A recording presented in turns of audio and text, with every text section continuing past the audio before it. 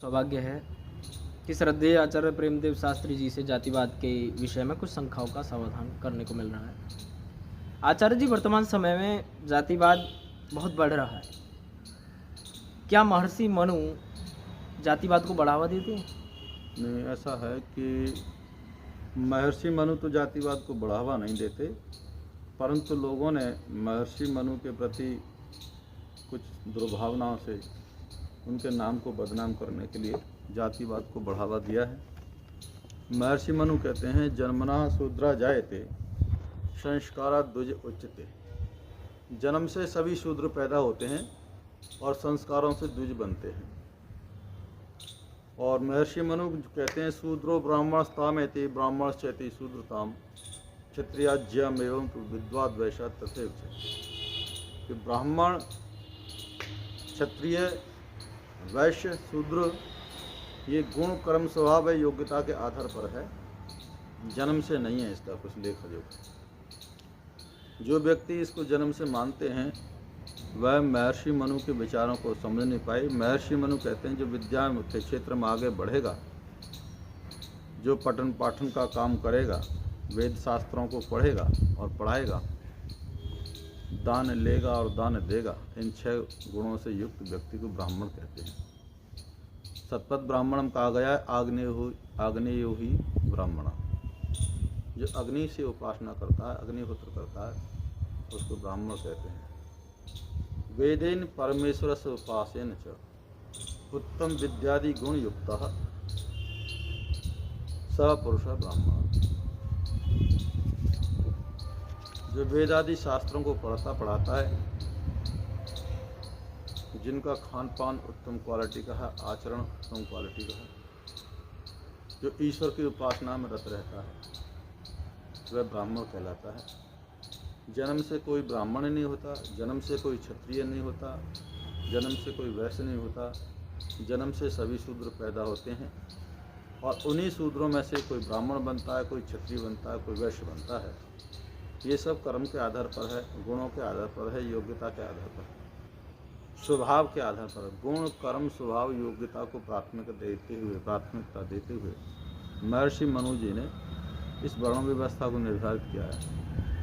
अध्ययन अध्यापनम यजनम याजनम च दानम प्रतिग्रह ब्राह्मणानाम कल्पे।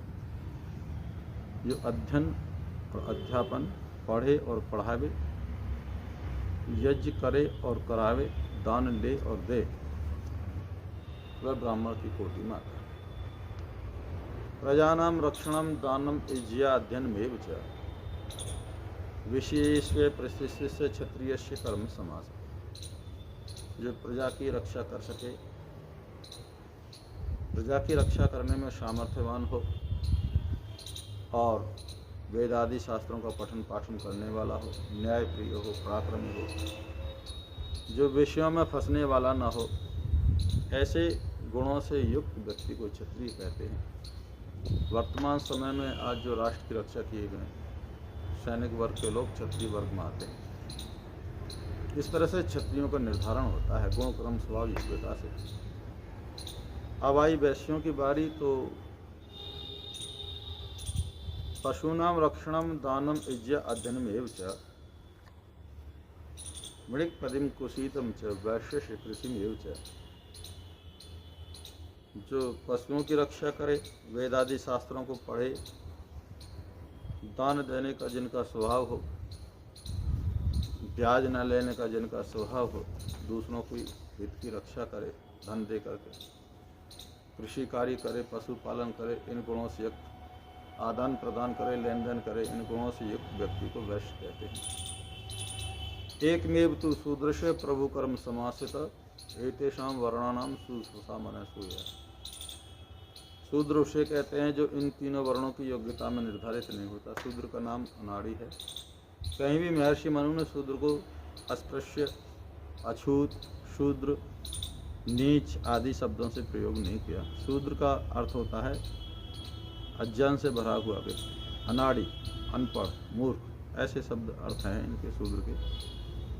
तो वह तीनों वर्णों के निर्देशानुसार वह सेवा करे और अपना जीवन सेवा के भाव से बिताए उसे शूद्र कहते हैं। तो ये महर्षि मनु का भाव है। वर्तमान में जो लोग जातिवाद को बढ़ावा दे रहे हैं वह एक राजनीतिक माहौल है जिसके कारण से वो जातिवाद को बढ़ावा दे रहे हैं।